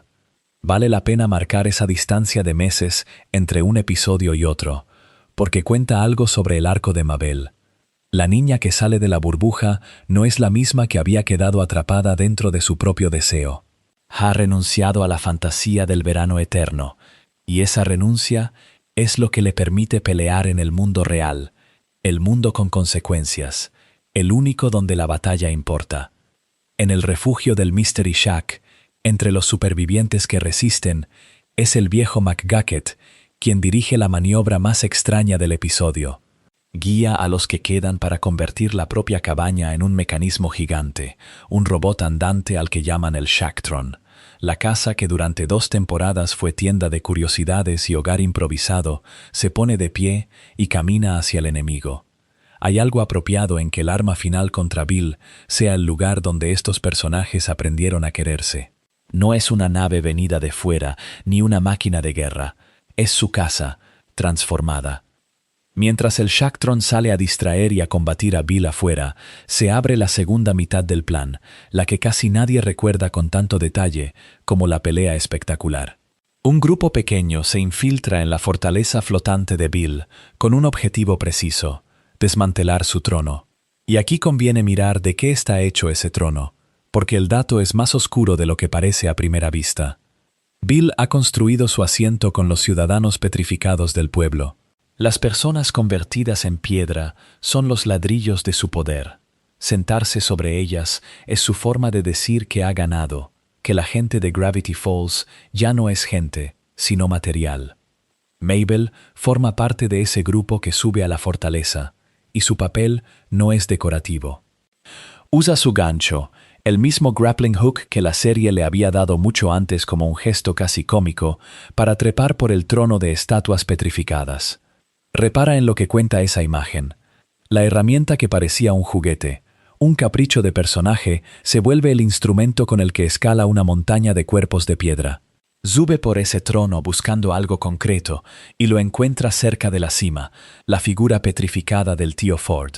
La niña que había querido detener el tiempo es ahora la que trepa hacia lo más alto para rescatar a alguien atrapado en piedra, inmóvil, sin futuro. El trono no se derriba a la fuerza bruta. Se derriba con una idea, casi con una broma de ingeniería. Toda esa estructura de ciudadanos petrificados tiene, como cualquier construcción, una pieza que sostiene el peso del resto. Gideon es quien identifica cuál es esa estatua clave. Tyler, el personaje conocido como Cute Biker, la figura que carga con la estructura entera. Al arrancar esa sola pieza, el trono completo se rompe, y al romperse ocurre lo importante. Todos los habitantes petrificados del pueblo vuelven a la normalidad. La gente que era piedra vuelve a ser gente. El asiento del poder de Bill se deshace y en el mismo movimiento devuelve la vida que había robado. Detente a pensar en la simetría que la serie construye entre el episodio 19 y este. En Mabeland, Bill la había encerrado en un mundo hecho de sus propios deseos, un lugar donde la gente no tenía consecuencias reales, porque no era del todo real. Aquí, en el final, Mabel se enfrenta a lo contrario exacto: personas reales convertidas en objetos, en cimientos de un trono, congeladas fuera del tiempo. Y su tarea es liberarlas, devolverlas al flujo del tiempo que ella misma había querido detener para sí. La niña que quiso un verano sin final ayuda a devolverle el futuro a un pueblo entero. Ese es el cierre de su arco, y me parece más elegante de lo que suele reconocerse. Mabel no cambia volviéndose sombría ni renunciando a lo que la hace ser ella. Sigue trayendo el gancho, sigue teniendo esa energía luminosa que la definía desde el principio. Lo que cambia es aquello a lo que apunta esa energía. Antes la usaba para aferrarse, para conservar un momento que temía perder. Ahora la usa para trepar, para soltar a otros, para aceptar que las cosas terminan y que precisamente por eso importan. La decisión de crecer que su hermano le ofrece en la burbuja se vuelve acción en la fortaleza. Hay una lectura sencilla de todo esto que dice que Mabel es la hermana alegre y Dipper el hermano serio, y que el final pertenece sobre todo a él. Los hechos empujan hacia otra cosa. Sin la renuncia de Mabel a Mabeland, no hay gemelos libres para la batalla final. Sin su gancho y su ascenso por el trono, Ford no aparece localizado cerca de la cima. Su heroísmo no es el del golpe decisivo, es el del trabajo callado en la altura, el de subir por una estructura hecha de dolor para encontrar a quien hay que salvar. Y cuando la pieza que sostiene el trono cede y el pueblo despierta de la piedra, buena parte de ese despertar pasa por lo que ella eligió dejar atrás en la burbuja, meses antes, en el tiempo de la historia y en el tiempo real. Fíjate en lo poco frecuente que resulta que un personaje llegue al mundo ya con una voz. Casi siempre ocurre al revés. Un guionista imagina a alguien sobre el papel, lo describe, lo dibuja, y solo después empieza la búsqueda de quién podrá prestarle sonido. Mabel Pines nació de otra manera. Alex Hirsch escribió a este personaje pensando específicamente en Kristen Schaal y ha llegado a decir que no lograba imaginar ni escuchar a nadie más en ese papel. La voz vino primero, o al menos vino al mismo tiempo que la idea, y eso cambia por completo la forma en que entendemos a la niña de 12 años que es la hermana melliza de Dipper. Conviene detenerse en lo temprano que sucedió todo esto. Kristen Schaal quedó ligada a Mabel desde el corto piloto que Hirsch grabó en el año 2010, aquel piloto que nunca se estrenó al público y que sirvió como carta de presentación para vender la serie a Disney Channel. Antes de que existiera un solo episodio terminado, antes de que el pueblo de Gravity Falls tuviera su forma definitiva, ya existía esa voz. La persona a la que Hirsch mostraba su idea, la escuchaba junto con todo lo demás. Mabel no fue moldeada y luego doblada. Llegó completa, con su timbre incluido, a la sala donde se decidía si la historia merecía existir. Y hay una consecuencia de esto que va más allá de lo técnico. Según algunas entrevistas y materiales adicionales sobre la serie, Mabel suele ser descrita como el corazón de Gravity Falls. Si el personaje que sostiene emocionalmente toda la historia estaba ya definido por la voz de Kristen Schaal desde el principio, entonces su elección para ese papel no fue un detalle de reparto entre muchos otros. Fue una decisión central, una de esas piezas de las que depende que todo lo demás funcione. El atractivo de la serie descansa en buena medida sobre ese cimiento, sobre la calidez y el desconcierto encantador de una niña que Hirsch no podía escuchar de otra forma. Lo que hace que esta relación entre actriz y personaje sea tan singular es hasta qué punto se difuminan las fronteras entre ambas. Hirsch ha reconocido que algunas de las frases que Mabel dice a lo largo de la serie están basadas en cosas que la propia Kristen Schaal diría. Advierte lo que eso quiere decir de verdad. No se trata solo de que una actriz interprete un guión escrito por otra persona. Se trata de que la persona real filtró su propia manera de hablar hacia el personaje y que quien escribía tomó esa manera de hablar y la devolvió al guión. Es un ida y vuelta. Mabel toma prestado de Kristen y Kristen, al prestar su voz, deja marcas que ningún guionista habría inventado desde cero. Ese intercambio no se detuvo en la fase de escritura. Durante las sesiones de grabación, Kristen Schaal improvisaba con frecuencia líneas para Mabel, y un buen número de esas improvisaciones se conservaron en los episodios que finalmente se emitieron. Detente aquí un momento, porque esto es más importante de lo que parece. Significa que parte de lo que escuchamos cuando Mabel habla no estaba planeado. Surgió en el instante, en el estudio, cuando la actriz se dejó llevar por lo que el personaje le pedía decir. Y en lugar de descartarse, esas ocurrencias sobrevivieron al montaje y llegaron hasta nosotros. Lo que consideramos parte esencial de Mabel incluye momentos que existen únicamente porque a alguien se le ocurrieron en voz alta y a otra persona le parecieron demasiado buenos para dejarlos fuera. Vale la pena distinguir esto de la simple idea de un buen doblaje. Un actor de voz competente sirve al personaje que le entregan. Lo que ocurrió con Mabel funciona en la dirección contraria, además de en esa. El personaje también fue servido por la actriz en un sentido creativo, no solo interpretativo. Cuando la escritura toma cosas que dirías tú, y cuando tus improvisaciones se quedan en el corte final, la línea que separa a quien interpreta de qué se interpreta deja de ser nítida. Mabel no es un recipiente que Kristen Schaal llenó. Es, en parte, un retrato hecho con los materiales de quien le dio voz.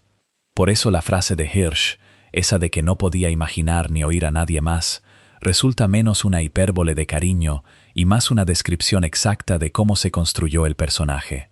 Si escribiste pensando en una voz concreta, si tomaste el modo de hablar de esa persona para redactar los diálogos, si dejaste que sus ocurrencias improvisadas se convirtieran en canon, entonces literalmente no existe una versión de Mabel separable de Kristen Schaal. No hay un personaje original al que ella se sumó. Los dos crecieron juntos, desde aquel piloto no estrenado hasta el corazón de la serie terminada. Y quizá ahí resida lo más silenciosamente notable de todo este proceso. Solemos pensar que un personaje pertenece a quien lo inventó sobre el papel. Aquí, en cambio, Mabel pertenece a dos personas a la vez, y ninguna de las dos podría reclamarla por completo sin la otra. Hirsch le dio un lugar en la historia. Kristen Schaal le dio la forma de hablar, el impulso de improvisar, y buena parte de aquello que la vuelve entrañable. La niña que sostiene emocionalmente todo Gravity Falls es, en un sentido muy literal, un trabajo compartido entre la imaginación de quien la escribió y la voz de quien no dejó de sorprenderlo frente al micrófono. Hay algo poco común en que una serie termine y, sin embargo, siga respirando. Cuando los créditos finales de Gravity Falls se apagaron, muchos asumieron que la historia de Mabel Pines había llegado a su punto final, guardada para siempre en el verano de aquel pueblo raro de Oregon. Pero Alex Hirsch no cerró la puerta del todo. A lo largo de los años que siguieron, fue dejando pasadizos, libros y páginas nuevas por los que el personaje siguió caminando, y esos pasadizos son los que dan forma a este último capítulo. Aquí no hablamos de un episodio, sino de la vida que Mabel tuvo después del final, y del lugar que ocupó en el corazón de quienes la vieron crecer. Empecemos por el objeto que convirtió la ficción en algo que se podía sostener con las manos. En el 26 de julio de 2016, Disney Publishing Worldwide publicó Gravity Falls, Journal Trees, una recreación real, dentro del mundo de la serie, del diario del tío abuelo Ford. Lo escribieron a 4 manos, Alex Hirsch y Rob Renzetti, y no era un simple libro de acompañamiento, era el diario mismo, sacado de la pantalla y puesto sobre la mesa de quien lo comprara, con sus anotaciones, sus dibujos y sus secretos. Para muchos seguidores, fue la primera vez que un fragmento de aquel universo dejó de ser imagen para volverse materia. La respuesta del público fue algo que conviene mirar despacio, porque explica mucho sobre lo que la serie había construido. En agosto de ese año, apenas semanas después de su salida, el diario número 3 se convirtió en un éxito de ventas de la lista del New York Times. Y no fue una aparición fugaz. Permaneció en esa lista durante muchísimas semanas seguidas, casi un año entero de presencia constante. Mira lo que eso implica. Un diario de ficción, atado a una caricatura animada, sostenido en el mercado por lectores que querían tenerlo entre sus manos, durante casi un año. No es un dato menor sobre la fuerza de esta historia. Es una medida bastante clara de cuánto significaba para quienes la habían seguido. El fervor por ese objeto llevó a algo todavía más particular. El 13 de junio de 2017 se lanzó una edición limitada, la llamada edición de luz negra, del diario número 3, de la que se produjo una tirada muy reducida. Era un objeto pensado para los devotos. Traía tinta invisible que se revelaba bajo cierta luz, páginas con aspecto de pergamino envejecido, una lupa para descifrar los detalles más pequeños y hasta insertos físicos con forma de fotografías Polaroid. Todo el trabajo de detalle que una serie suele reservar para la pantalla se volcó aquí en un artefacto que se podía abrir, oler y hojear a la luz de una lámpara. Para el coleccionista, Ese diario no era una lectura, era una reliquia. Y entonces, la historia de Mabel encontró un camino para continuar en forma de relato, no solo de objeto. En el 24 de julio de 2018 apareció Gravity Falls, Lost Legends, una novela gráfica de tapa dura que reunía 4 historias originales, todas situadas después del final de la serie, y escritas por el propio Alex Hirsch. Aquí conviene detenerse, porque estas historias tratan a los personajes como si el verano hubiera terminado de verdad y la vida siguiera. No son recuerdos ni rellenos, son continuación. Una de esas historias se titula Don't Dimension It y coloca a Mabel en un lugar muy propio de ella. La encontramos ayudando al tío abuelo Ford a reparar grietas dimensionales, esas fisuras entre mundos que la serie había dejado como una amenaza latente. En el proceso, Mabel es arrastrada por accidente a un multiverso lleno de otras versiones de sí misma, un espacio poblado por Mabels alternativas. Y entre todas ellas aparece una antagonista, la anti-Mabel, que intenta apoderarse de su vida y ocupar su lugar. Hay algo casi filosófico en esa premisa, si te detienes a pensarlo. Poner al personaje frente a incontables versiones de sí mismo y hacer que la amenaza sea justamente una que quiere ser ella. Es una manera de preguntarse qué hace que Mabel sea Mabel y no cualquiera de sus reflejos. Otra de las historias del volumen se llama Face It y gira alrededor de Pacifica Northwest. En este relato, Pacifica roba el primer diario con la esperanza de encontrar un hechizo de belleza, pero en lugar de eso invoca a un monstruo, y ese monstruo roba el rostro de Mabel. Lo que sigue obliga a Dipper y a Pacifica a trabajar juntos para recuperar esa cara robada.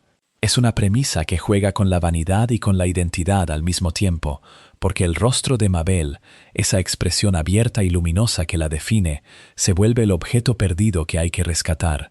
La serie siempre entendió que la cara de un personaje es también su alma visible, y esta historia lo lleva al extremo literal. El universo siguió expandiéndose incluso años más tarde. En 2024, Alex Hirsch publicó The Book of Bill, un libro oficial de acompañamiento que incluye material sobre Mabel Pines como parte del canon ampliado que la serie fue construyendo después de su final. Es decir, casi una década después de que la historia principal se cerrara, el personaje seguía recibiendo páginas nuevas, seguía siendo considerado parte viva de un mundo que se negaba a quedarse quieto. Pocas caricaturas mantienen esa clase de continuidad, tan cuidada tanto tiempo después del adiós. Y para cerrar este recorrido, conviene volver al origen de todo, porque explica por qué Mabel resuena de la manera en que lo hace.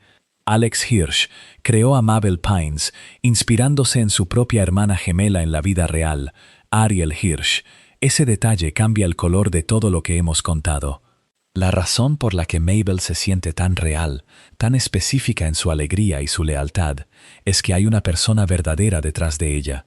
No es un arquetipo inventado desde cero, sino el eco de una hermana, filtrado por el afecto de quien la conoce mejor que nadie. Cuando entiendes eso, cada versión alternativa, cada diario, cada rostro robado y recuperado, adquiere otro peso.